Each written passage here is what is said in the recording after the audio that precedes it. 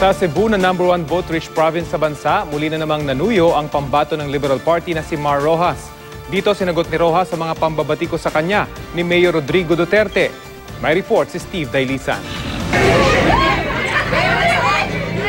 Umikot si Liberal Party Presidential Bet Mar Rojas sa Naga City sa Cebu ngayong araw.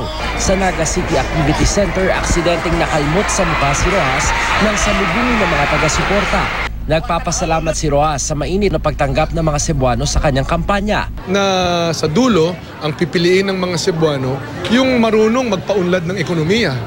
Sa kabuuang Cebu, nakikita nila yung pag-usbong ng mga eco-zones, ng mga trabaho dito.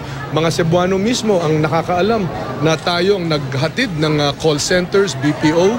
Number 7 sa buong mundo ang Cebu sa bilang ng mga call centers, BPO, IT na nagtatrabaho. Sinagot ni Rojas ang pambabatikos ni Mayor Rodrigo Duterte tungkol sa problema sa mga bagong bago ng MRT. Kesyo wala raw itong makina at di pa gumagana.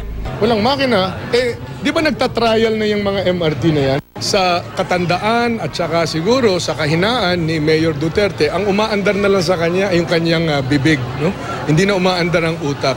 Nagsasagawa rin ng programa ang Koalisyon ng Daang Matuwid kasama ang multi-sectoral group sa Mandaue City.